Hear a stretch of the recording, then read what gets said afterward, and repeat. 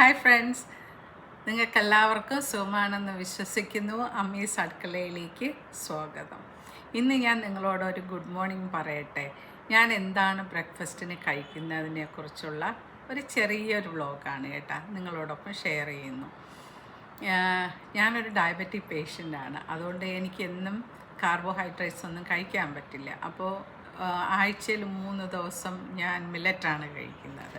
അപ്പോൾ ബ്രേക്ക്ഫാസ്റ്റിന് ഞാൻ യൂസ് ചെയ്യുന്നത് മില്ലറ്റിൻ്റെ ഒരു ഫ്ലേക്സാണ്.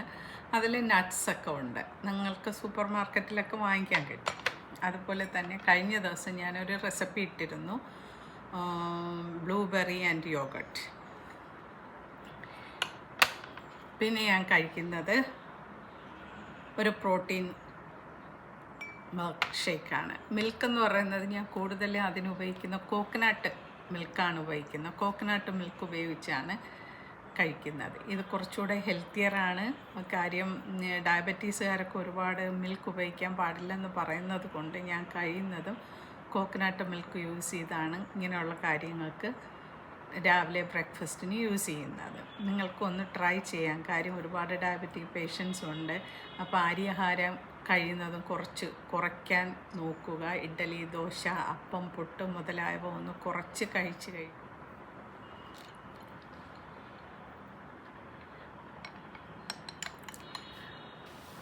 അതുപോലെ തന്നെ ബെറീസ്, എല്ലാ ബെറീസും ഞങ്ങളുടെ ആഹാരത്തിൽ ഉൾപ്പെടുത്താൻ നോക്കണം. കാര്യം അതിൽ ഒരുപാട് ആൻറ്റി ഓക്സിഡൻസ് ഉണ്ട്. Yoghurt and blueberry.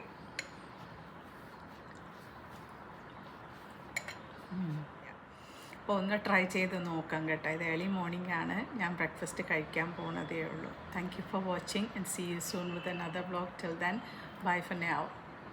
Try a healthy breakfast and be healthy. Thank you for watching. Bye.